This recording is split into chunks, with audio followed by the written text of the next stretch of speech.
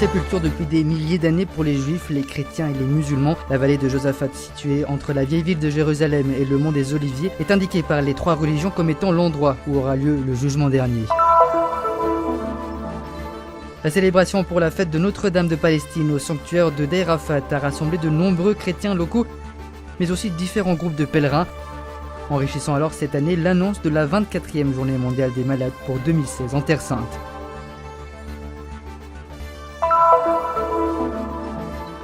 Le rôle de la religion dans la société et dans la politique, c'est ce dont il a été question lors de la 4e conférence internationale organisée par le département des études religieuses de l'université de Bethléem. Des étudiants prennent l'initiative d'un changement social concret. Avec un groupe de pèlerins italiens, une visite au quartier chrétien de la vieille ville de Jérusalem est organisée. La custodie de Terre Sainte rénove les maisons des pierres vivantes afin de répondre à l'urgence des conditions d'habitation. Kiryat Yerim, le long de la route de Jérusalem à Tel Aviv, c'est là que, selon l'Ancien Testament, s'arrêta l'Arche d'Alliance avant d'arriver définitivement à Jérusalem. Le monastère de l'église de Notre-Dame de l'Arche de l'Alliance, construite en 1924 sur un site chrétien antique, commémore l'événement.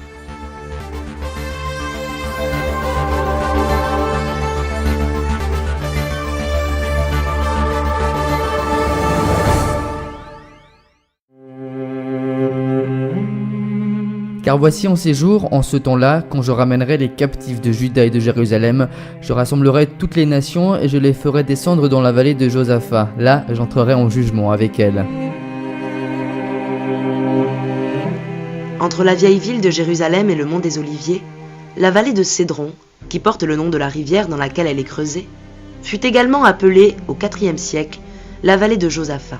On doit cette appellation au nom cité dans le livre du prophète Joël. La vallée de Josaphat est identifiée comme l'endroit où aura lieu le jugement dernier. Depuis l'Antiquité, c'est un lieu de sépulture de toutes les religions. À une de ses extrémités, non loin de Gethsémani, la tradition reconnaît un complexe funéraire qui pendant des siècles a vénéré le tombeau de la Vierge Marie.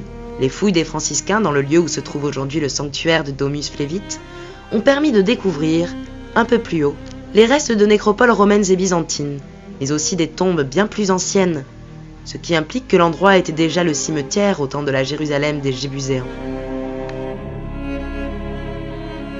Encore aujourd'hui, la tradition d'enterrer leurs morts ici persiste. Le grand cimetière juif, qui occupe la majeure partie de la vallée, en face de la ville sainte, est le plus grand et le plus important du monde pour le peuple juif, et il témoigne de cette tradition.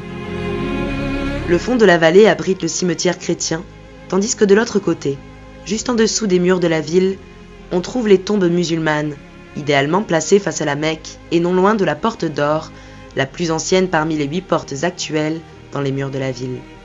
Celle-ci est unique non seulement parce qu'elle est accessible, mais aussi car elle est fortifiée de Cette porte est associée par les chrétiens à celle de l'entrée de Jésus à Jérusalem le jour des rameaux, mais aussi à l'endroit de sa seconde venue, le dernier jour. Elle est également liée au jugement dernier, dans la tradition juive et musulmane.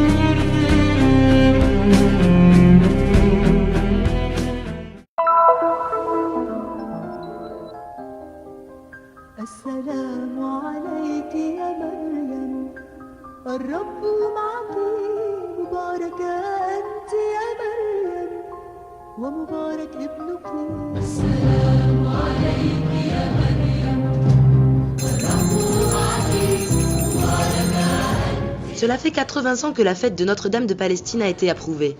Elle a été créée en 1927 par le patriarche Luigi Berlassina. C'est une dévotion ininterrompue qui a attiré des milliers de pèlerins encore cette année. Ils sont venus déposer leurs prières et leurs saluts au pied de la Mère de Dieu, ici, dans sa maison, le sanctuaire de Deir Arafat.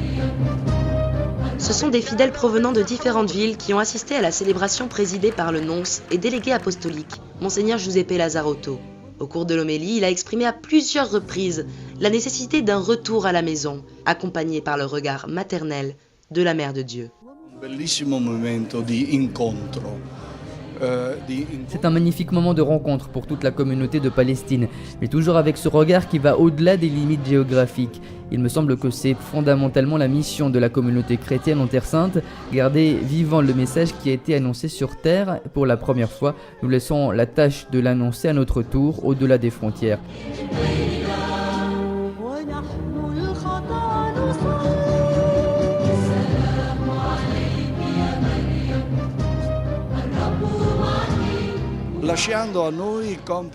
C'est le message que Marie apporte toujours, en retour aux sources, car c'est à la source qu'on trouve Jésus, et elle se trouve à côté de Jésus.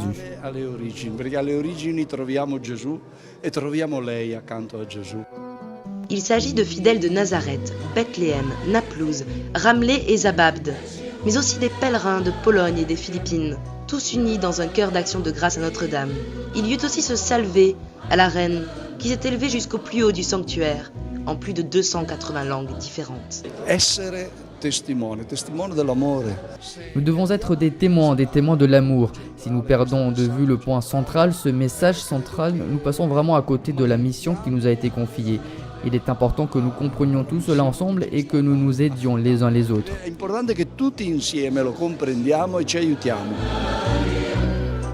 Un appel à l'unité et à la paix s'est senti de façon particulière ici en Terre Sainte, comme en témoigne la présence de ceux qui doivent franchir des distances, pas seulement physiques, pour célébrer la Mère de Dieu. Tout comme Marina, qui a fait tout le chemin depuis Bethléem. C'est difficile pour nous de chaque fois devoir demander la permission pour sortir de la ville. Parfois, on ne nous la donne pas. Mais cette fois, c'était une belle occasion pour nous. C'est la première fois que je viens ici et je suis très émue et très contente que le Seigneur ait pu me donner cette chance d'être là avec ma famille. C'est vraiment magnifique.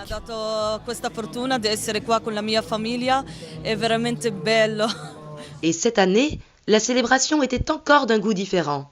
Enrichi par l'annonce de l'archevêque Zingum Zimoski, évêque émérite de Random et président du Conseil pontifical pour la pastorale de la santé, qui a annoncé que la Journée mondiale des malades, fixée pour 2016, aura lieu en Terre Sainte. Sono lieto, qui in questo santuario, di annunciare il tema che il Santo Padre Francesco. Je suis heureux de pouvoir annoncer dans ce sanctuaire le thème que le Saint-Père François a indiqué pour la 24e Journée mondiale des malades pour 2016.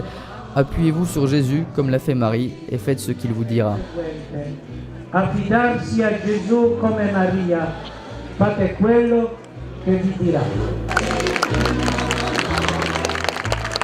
A Dio piacendo. Si Dieu le veut, en 2016, nous serons ici en Terre Sainte. Siamo qui in Terra Santa. Saluto tutti I malati. Je salue tous les malades et tous les soignants. Offrez vos maladies et vos souffrances car cette journée porte beaucoup de fruits et amène aussi la paix sur cette belle terre. Questa giornata porti molto frutto, anche la pace a questa bella terra. Aujourd'hui, nous avons vraiment eu une icône merveilleuse de l'église, non seulement l'église locale, mais aussi d'au-delà les frontières. Nous sommes avec des personnes venues d'Europe, de Pologne, de Rome, une belle icône de l'église dont Marie à son tour est la plus belle de toutes les icônes.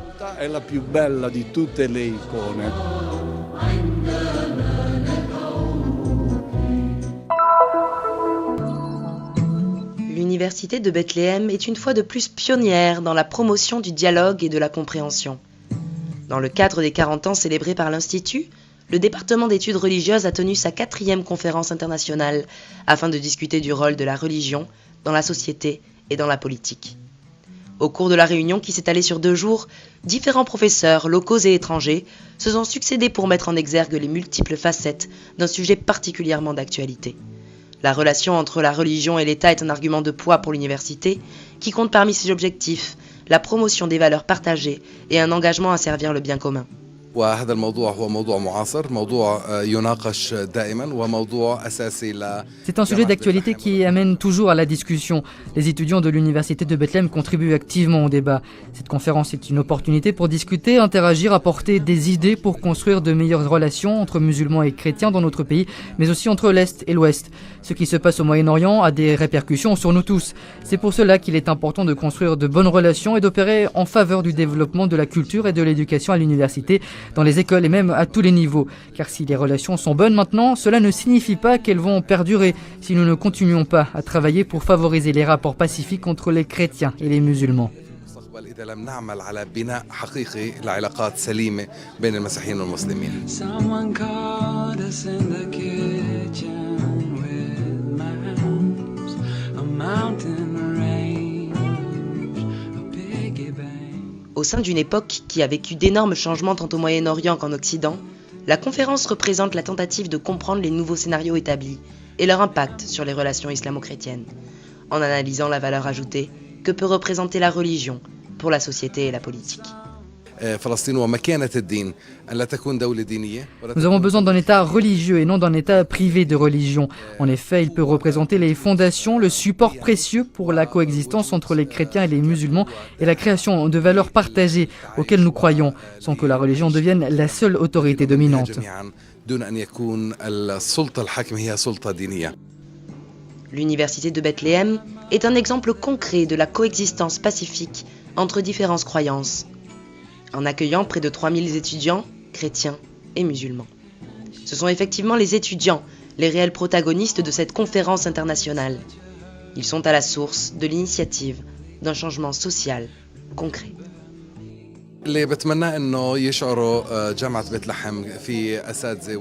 J'espère que les étudiants ont bien pu profiter de la conférence. Ils vivent vraiment cette discussion et font partie de la société. C'est à eux de lutter pour la Palestine qu'ils veulent. Nous devons réfléchir sur l'expérience personnelle que nous voulons construire, non en tant que personnes et pays séparés du reste du monde, mais en interaction afin d'être en mesure de construire un modèle de société et de convivence approprié pour notre pays et ouvert aux autres.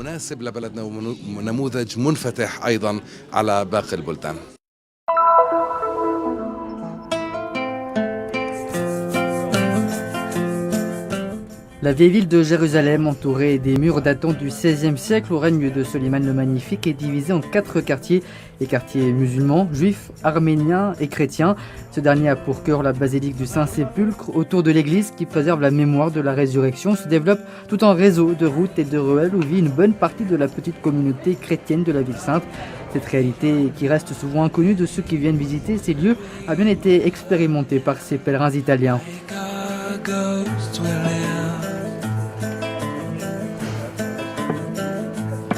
Outre les étapes classiques, le groupe qui a rejoint le pèlerinage organisé par l'ATS Pro Terra Sancta, ONG de la Custodie de Terre Sainte, avec le bureau des pèlerinages de la Custodie, a rencontré chaque jour les projets menés par l'ATS. Nous avons fait cela pour qu'ils puissent comprendre l'importance de préserver non seulement les sanctuaires, mais aussi et surtout les communautés chrétiennes locales. Une demande, celle de pouvoir rencontrer les pierres vivantes de Jérusalem et de toute la Terre Sainte qui ne cessent d'augmenter. Les pèlerins ne sont plus satisfaits à juste titre de seulement visiter les lieux saints, qui restent très importants car ils gardent le souvenir du passage de Jésus au milieu de nous. Cependant, ils veulent rencontrer les réalités locales, en particulier la communauté chrétienne locale. Je dirais que c'est comme une valeur ajoutée pour le pèlerinage. Dans le quartier chrétien de Jérusalem, les pèlerins ont pu visiter les maisons. Ils ont été accompagnés par le responsable du bureau technique de la Custodie, service de l'économat, qui s'occupe de la conservation et de l'entretien des immeubles de la Custodie.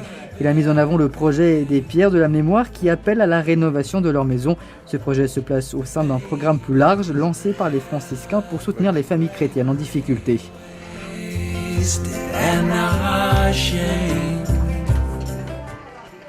La Custodie possède depuis des siècles de nombreux bâtiments dans la vieille ville. Ce sont près de 400 appartements attribués à des familles dans le besoin qui ne payent alors qu'un loyer symbolique. Les conditions de logement souvent précaires et défavorables ont poussé les franciscains au coup d'envoi de ce vaste programme de rénovation. Par la même occasion, il permet d'investir dans le recrutement du personnel local en donnant vie à un travail de soutien mais aussi de formation et d'éducation.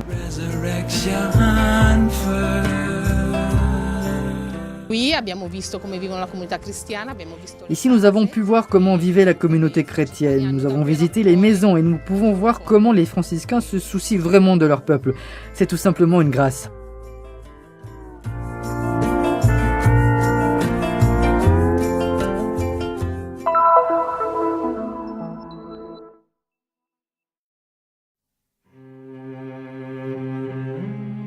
Imposante, la statue de la Vierge à l'enfant se dresse sur la colline et domine le village d'Abou Ghosh. Nous nous trouvons à Kiryat Yerim, le long de la route qui relie Jérusalem à Tel Aviv. C'est là que, selon l'Ancien Testament, s'arrête l'Arche d'Alliance avant d'arriver définitivement à Jérusalem. Le monastère de l'église de Notre-Dame de l'Arche d'Alliance, construite en 1924 sur un site chrétien antique, commémore l'événement. Il y avait l'Arche d'Alliance, c'est les saints des saints pour Israël. Et quand on a fait les fouilles, il y avait une église byzantine. Et sur la place de l'église byzantine, on a bâti cette église qui existe maintenant.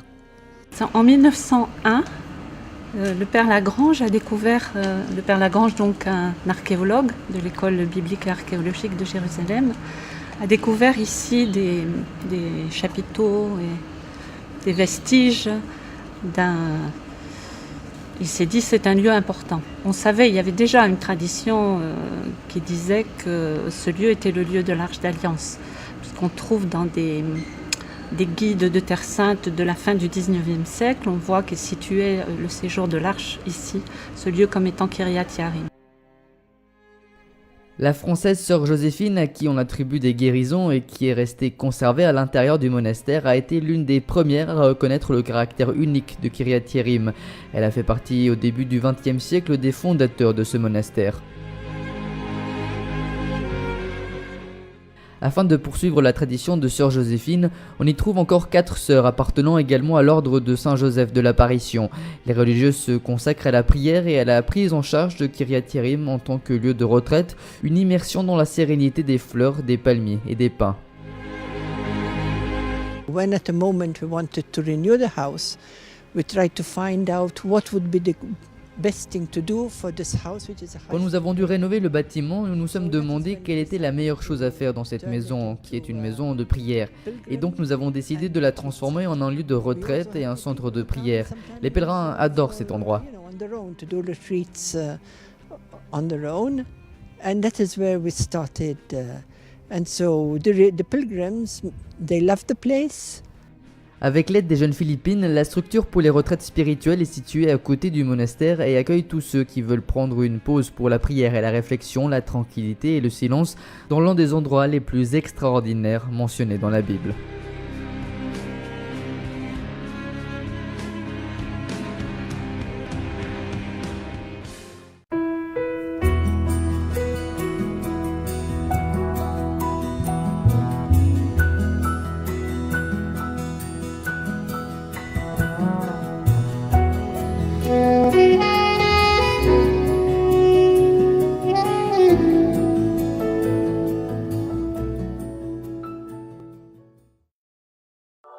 Nous sommes ici pour faire connaître la Terre Sainte, pour donner une voix et une visibilité à l'église mère de Jérusalem, aux chrétiens locaux et aux lieux saints. Nous sommes ici pour raconter les histoires nombreuses et souvent oubliées de ceux qui vivent au cœur des difficultés avec foi et courage. Nous sommes ici pour porter au monde entier l'espérance de la terre de Dieu. Soutiens ceux qui œuvrent au nom de la custodie de Terre Sainte